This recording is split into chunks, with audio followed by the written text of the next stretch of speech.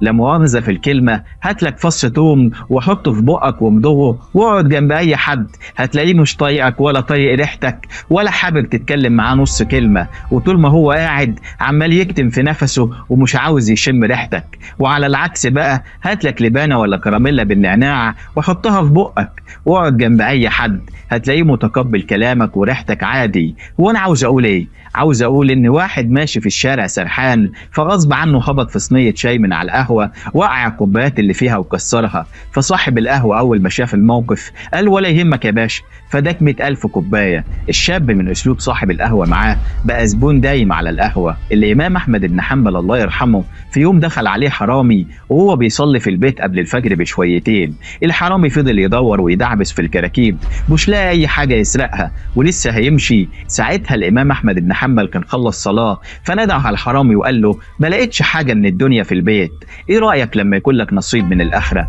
فالحرامي اتعجب وقال له إزاي؟ ضحك له الإمام أحمد بن حنبل وقال له تتوضى وتصلي، فعلمه الوضوء والصلاة وفضل ينصحه بهدوء ولين لحد لما أقنعه إن هو يتوب. وبعدها الفجر أذن فخرجوا هما الاتنين علشان يصلوا الفجر في المسجد. فالناس لما شافوهم مع بعض اتعجبوا، الإمام أحمد بن حنبل ماشي مع أشهر لص في البلد، إيه اللي جاب القلعة جنب البحر؟ فالناس لما سألوا الإمام أحمد بن حنبل عن سر وجودهم مع بعض رد عليهم وقال جاء يسرقنا فسرقنا قلبه. بحسن الأسلوب وبالطريقة سرق قلبه، ما مسكش عصاية ونزل فوقه ضرب، على رأي اللي قال كله بالحنية بيفك.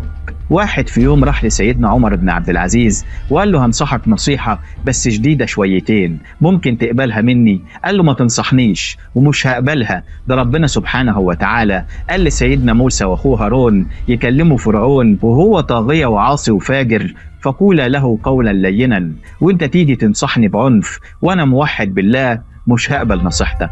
لما شاب راح للشيخ الغزالي الله يرحمه وقال له ايه حكم تارك الصلاة يا شيخ؟ رد عليه الشيخ الغزالي رد صدمه وقال له حكمه أن تأخذه معك إلى المسجد. لما واحد برضه في سن العشرينات راح للشيخ الشعراوي الله يرحمه وقال له يا شيخ ينفع نفجر مالها ليلي بالناس اللي فيه علشان نرتاح من أعمالهم الوحشة؟ ساعتها الشيخ الشعراوي الله يرحمه رد عليه وقال له الشيطان عايزهم يروحوا النار ولا الجنة؟ قال له النار طبعا. قال له وانت لما تموتهم وهم على معصية هيروحوا النار ولا الجنة؟ قال له النار برضه. قال له يبقى انت بتعين الشيطان على اللي هو عايزه، الأولى ان انت تنصحهم بهدوء وبالمعروف وتدعي لهم بالهداية. النصيحة يا جدعان، كل عام وانتم طيبين، احنا داخلين على رمضان شهر العبادة والنصح، فوانت بتنصح حد انصحه بهدوء وبلين علشان يتقبل كلامك، وما تنصحوش قدام حد، انصحه بينك وبينه علشان تبقى نصيحة بحق. النبي صلى الله عليه وسلم ما كانش بيجرح حد ولا يحرجه، كان دايما ينصح غيره وهو مبتسم هين لين سهل قريب من الناس. فاكر سيدنا الحسن والحسين سيدة شباب أهل الجنة لما دخلوا في يوم المسجد ولقوا واحد عجوز بيتوضى غلط، فبدل ما ينصحوه ويحرجوه قالوا له احكم ما بيننا، شوف أنا بتوضى صح ولا أخويا اللي بيتوضى صح؟ فالراجل بدأ يحكم ما بينهم فلقوا وضوءهم مفيش أحسن منه، قال لهم والله انتوا اللي بتتوضوا صح وأنا اللي وضوئي غلط. نصحوه من غير ما يحرجوه ولا يقللوا من شأنه. على رأي أحد العلماء بلينا بقوم يعتقدون أن الله لم يهدي غيرهم. الإمام الحسن البصري الله يرحمه بيقول إذا نصحتني على الملأ يعني قدام الناس فضحتني، وإذا نصحتني بيني وبينك نصحتني. يبقى اختار كلامك، نقي اسلوبك والوقت المناسب اللي تنصح فيه غيرك، مش كل ما تقعد مع حد تنصحه هتخليه يقريف منك وما يطقش يقعد معاك.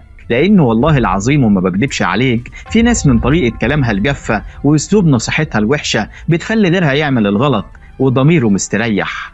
انطق جمالا أو تجمل بالسكوت. سلام عليكم.